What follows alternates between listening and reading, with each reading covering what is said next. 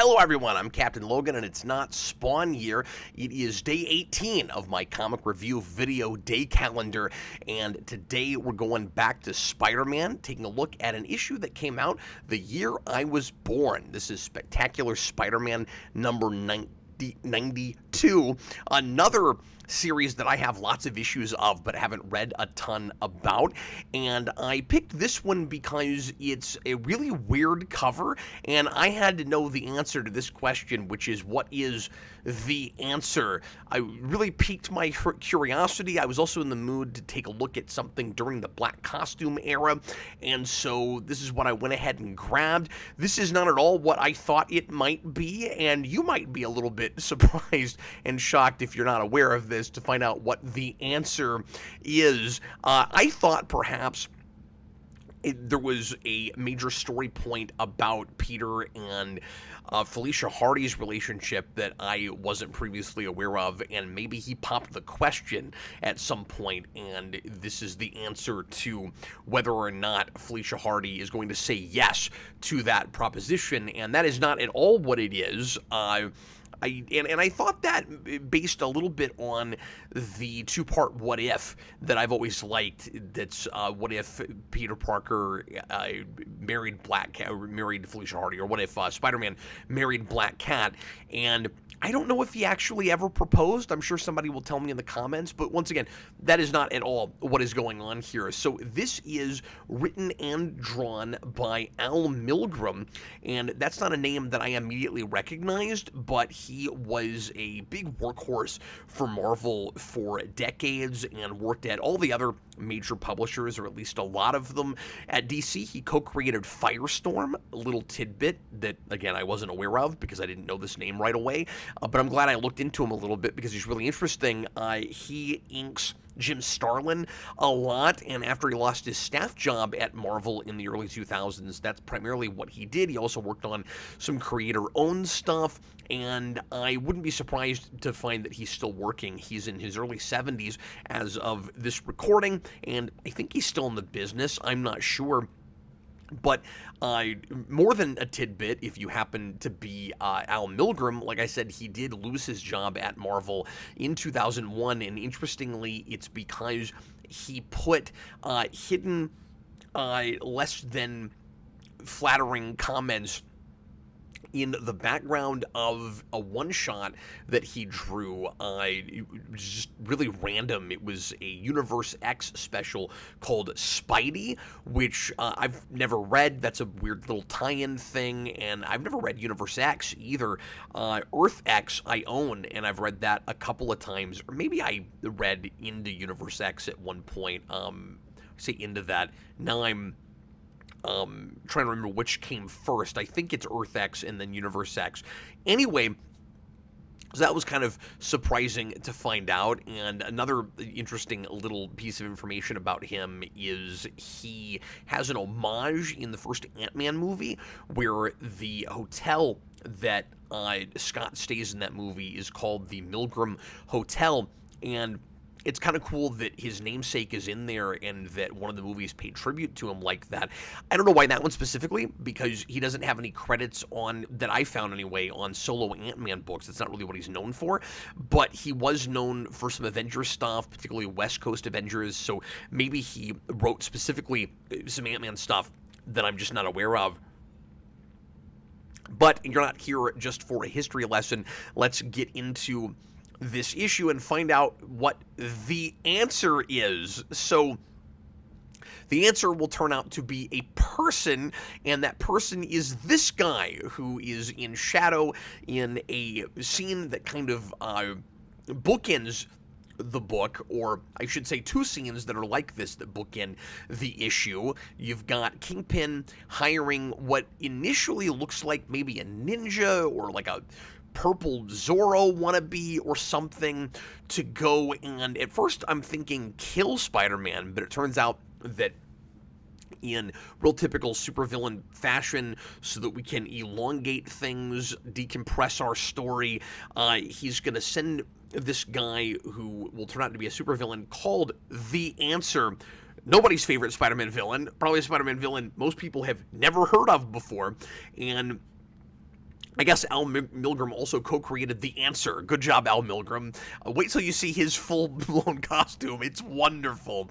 Anyway, I'm getting ahead of myself. So the Kingpin sends off The Answer to get information about Spider-Man and Black Cat and not to actually harm them. And so meanwhile, Spider-Man and Black Cat are on kind of a superhero date, and this is just a few issues after Peter has revealed to Black Cat that he is indeed Spider-Man, which was apparently, according to the letters pages, a really controversial decision. Most of the letters at the end of this issue, and I'm always impressed with Marvel for printing all the negative stuff, and like I don't know how much of that they do now, but back in the day, like they printed plenty of negative stuff, and the responses are often like real kind of coy and punny and sly and stuff, but it's nice that they at least include them and they don't pretend like every person that reads loves everything they do.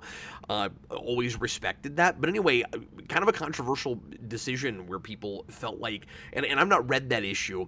When I found out about that, I thought about maybe replacing that with this with that instead, because I thought you guys might be more interested in hearing me talk about that.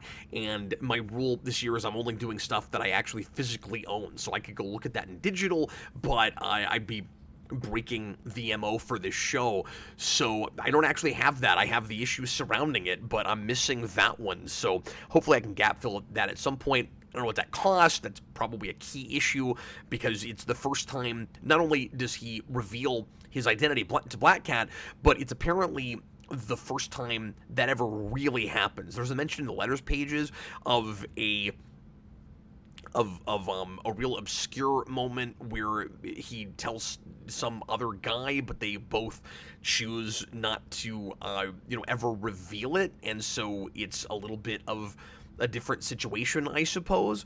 But anyway, Black Cat is famously only interested in the Spider-Man persona and not the Peter Parker persona, and that makes her kind of insensitive and not very committed to a serious relationship. And it's all about the superhero identity. She doesn't really want to even see him with his mask off. And as soon as, and this happens in this issue, he starts talking about personal problems and complaints that Aunt May has about the way he's living his life and stuff. She kind of shushes him, and she actually, you see her here, puts her finger up to her mouth, shushes him, and says, don't fret about that. Those are Peter Parker's worries, not yours. So she only cares about the one half of him. And what made that controversial, his decision to tell her who he is that, I mean, I'm sure some of it was that he didn't do that with other serious girlfriends he had that people thought of more as Peter Parker's soulmate. You kind of got to give the writers a little bit of leeway with things like this, I think, because Peter Parker is a real flawed guy who's gonna make these kinds of mistakes. But I also get the complaint on the other side that he should be smarter than that he should appreciate that this is not a person that he's going to be able to have a serious, meaningful relationship with, and she's just there for the thrills and the excitement, and he is a catharsis for her. But at the same time, I've always kind of liked that decision because she is the only person that Peter can really share this part of his life with. So even though she's not interested in the Peter Parker side of him, she is a person who gets the superhero stuff. And if only he could find somebody that could do both. But I can see how, in a moment of weakness, and again, I've not read that issue, so I don't really know the surrounding context, but I can see why in a moment of weakness, he would think, even if she doesn't care about the rest of his life, this is a person who understands me in a way that nobody else does. And so I kind of get why people were frustrated with that, but it's also a decision that was meant to be frustrating. So anyway, you've got some subplots going on in the background here that aren't really developed much in this particular issue. Again, I'm reading right in the middle of a run of story arcs, but there's a mention of Flash Thompson here, and then we get one page kind of checking in with him and what's going on in his life, and he's been in some kind of a fight. We're not told what. We probably saw it in a previous issue. He's got a Band-Aid on his face. His new girlfriend is upset that he isn't talking about whatever happened to him. She is newly come to America from Vietnam, and I love the blatant exposition in dialogue for the reader's benefit when she says, she calls it my native Vietnam. Like, that's how you think about it to yourself. From my native Vietnam. You might as well say, dear reader, I'm worried that I've driven Flash away since I came from my native Vietnam. But anyway, it's also kind of interesting that he shows up in this issue at the same time that Jack-O-Lantern is mentioned, since Jack-O-Lantern is one of his arch nemeses decades later in the Agent Venom run by Rick Remender.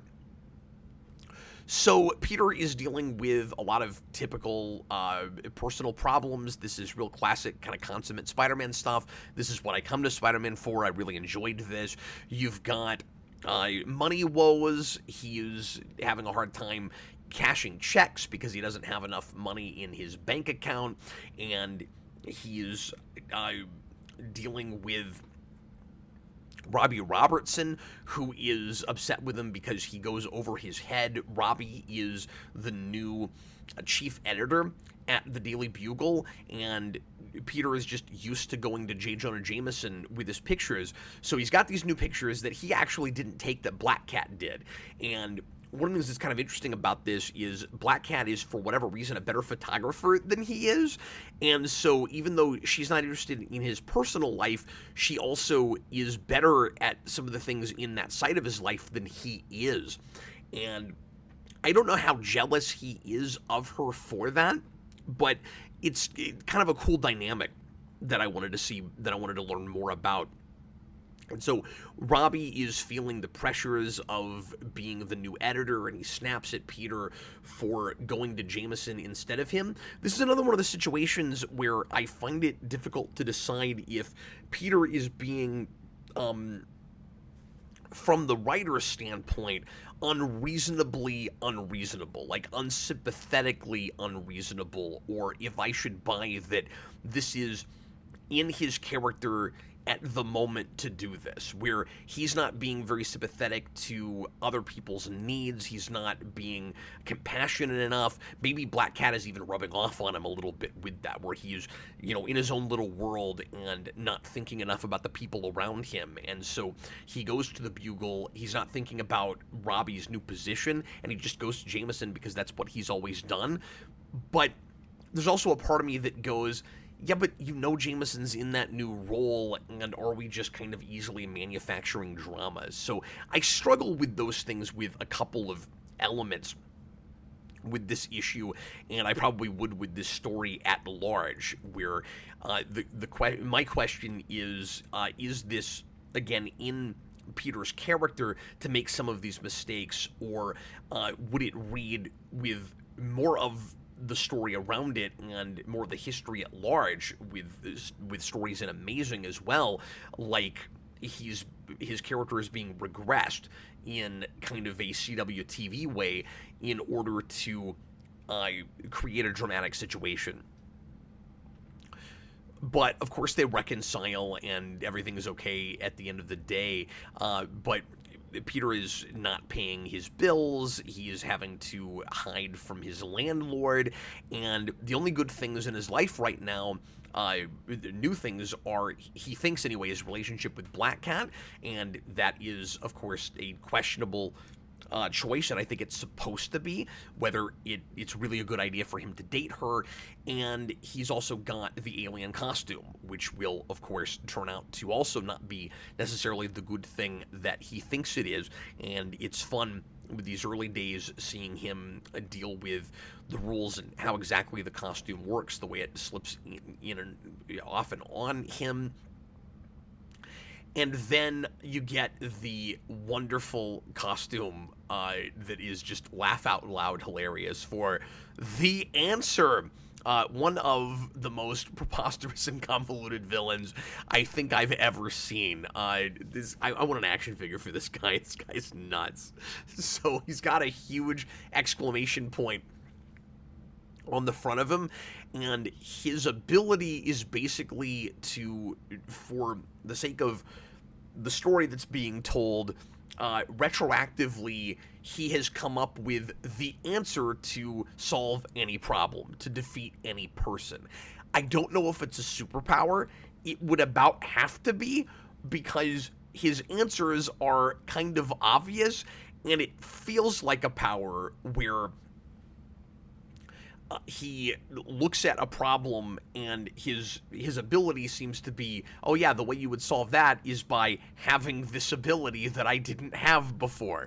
How would he possibly have time to train himself and get good at everything he would need to in order to defeat any situation that he comes up with? It's almost like if you're, you know, some other really absurd ability, like my power is to you know, never be hungry, so like I don't ever have to eat anything, and I'm just not hungry, and it's like it's kind of nonsensical. I guess you could have that as like a mutant power. I'm struggling to come up with a really good example for this, but it's really goofy, where it's this kind of retroactive, backwards kind of ability, and it's really nonsensical. And I love comics for this kind of thing, but it definitely goes a little too far. Or maybe a lot too far. So, by the way, I don't need that arrow with these two panels. Like, I can kind of tell that you need to go down. Well, actually, maybe not. No, that arrow does have to be there. That's a little bit of a cheat. Not the best panel layouts there, Mr. Milgram. I don't think that's not how I would have laid that out. I guess it looks cool. Having the two big side panels and those in the middle, so I get why you did that, but like, I've never liked the arrow thing. It's like, if you have to cheat with an arrow, then you laid out your panels wrong. That's how I feel about it, but I'm jumping around everywhere. I digress. So,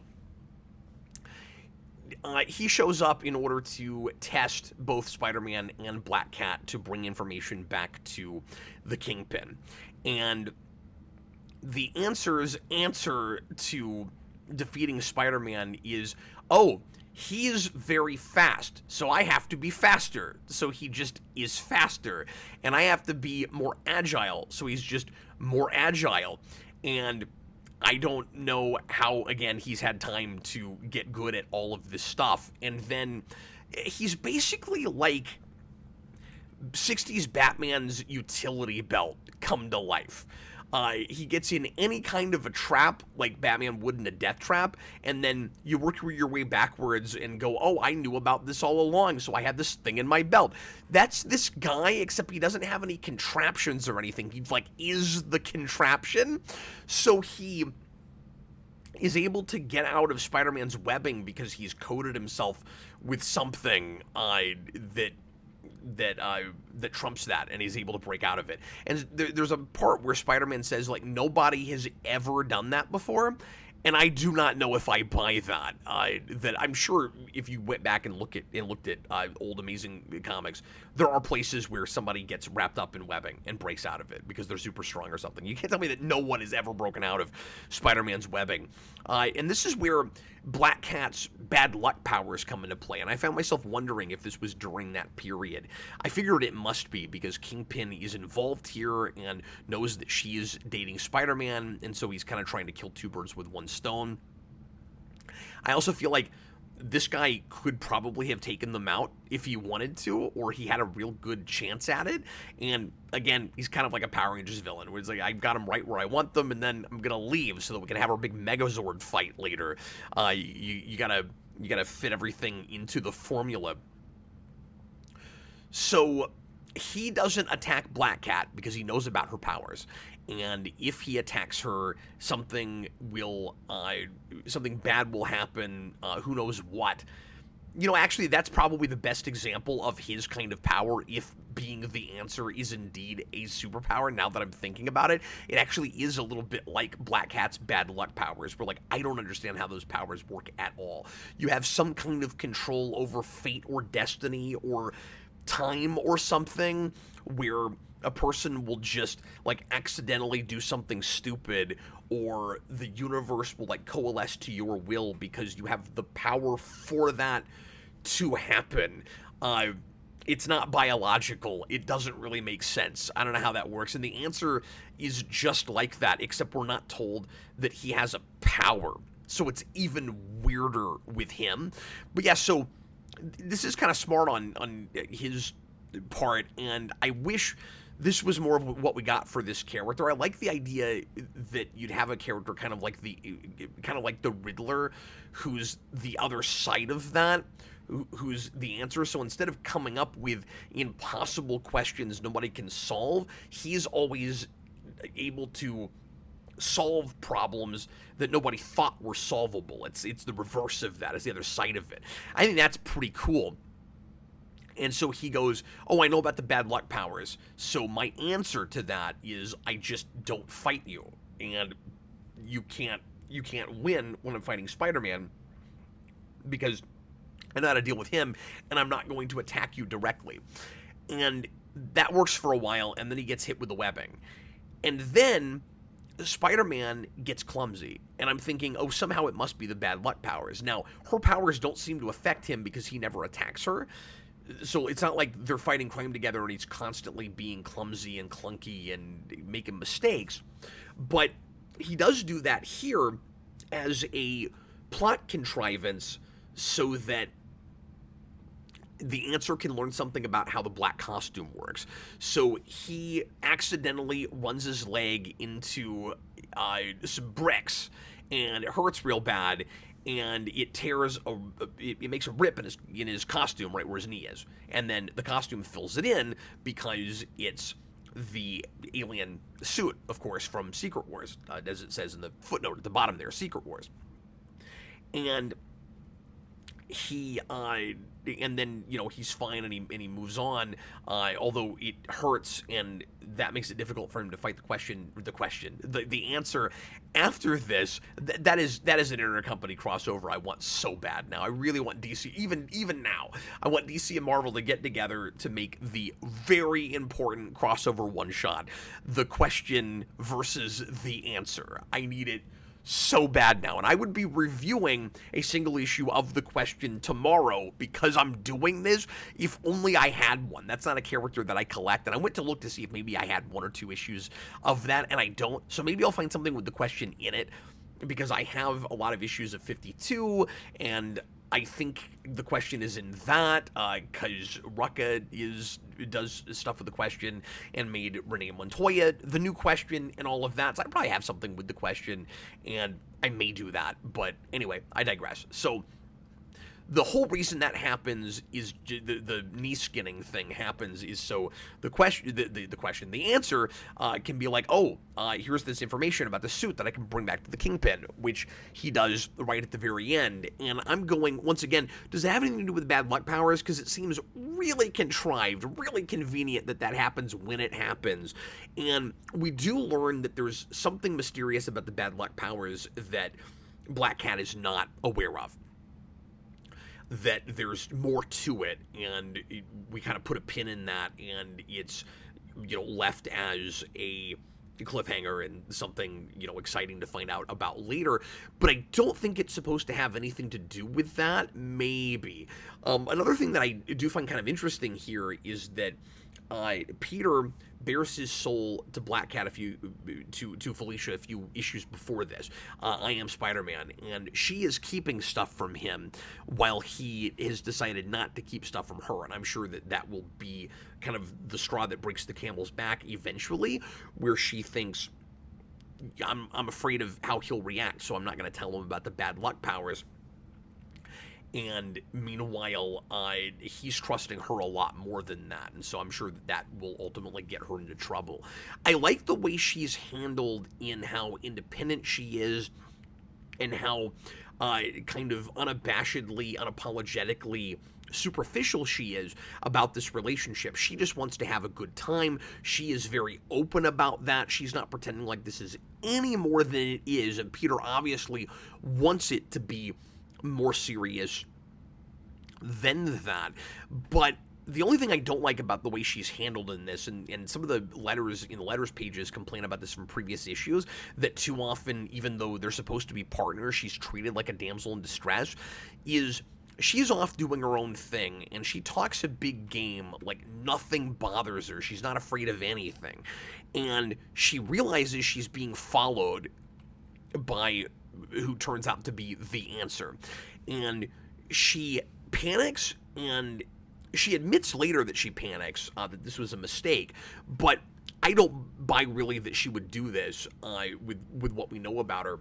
I would think that she would be, a little bit more strong-willed and more, capable than this.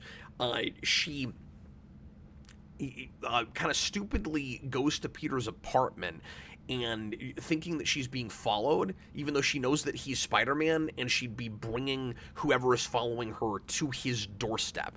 And he's like, whoa now, what are you doing? You're putting me in a really horrible situation and making yourself a liability to me. Why would you do that? And she's like, oh, I'm sorry. I was just really scared. This, and he goes, oh, this has to be really serious because Black Cat doesn't act like this. She can take care of herself, and now she's acting like she needs a big, strong Spider-Man to save her. And there's this really stereotypical panel where she goes, and by the way, I don't mean to be too on about this. Like, I don't have a problem with men saving women in comic books, but this is a situation where she just seems kind of out of character, where it's almost like we're contriving a situation for Peter to look like, the big strong man that's going to protect his woman. And that's very at odds with the way she's characterized. It's like it's trying to have its cake and eat it too for multiple audiences, where it's like it's progressive in one way, but we don't want to lose traditionalists, so we're doing both things at the same time.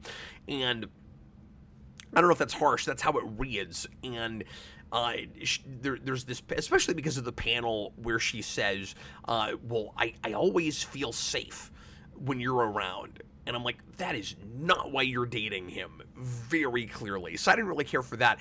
And then it gets really silly to me because, maybe instinctively somehow she's realizing that it's actually the Kingpin who's after her. And that makes sense because she would be terrified of the Kingpin. Fair enough. But when we find out that the person who's pursuing her is that guy, it really throws her under the bus. Anyway, that's all I have to say about the Answer, about Peter Parker, The Spectacular Spider-Man number 92. I'm glad I covered this one. This was quite a bit of fun. Tomorrow, I may do something with the question in it. I don't know. That was my first response to this is, oh man, it's The Answer. We gotta do something with the question. But regardless, I'll be back tomorrow with something else. And leave a comment. Let me know if you are familiar with more of Milgram's work. And I didn't really talk about the art here, but I think his pencils are quite good, and I enjoyed, like I said, I was gonna say panel layouts. For the most part, they're pretty standard, but I think that he's more than serviceable here, and I think his art's pretty dynamic. I like his expressions and his character models quite a bit, and I like how pencily he is. It was definitely a fun read. But anyway, I will see you again tomorrow with another one. And thanks once again for being here. I was Captain Logan, and happy reading.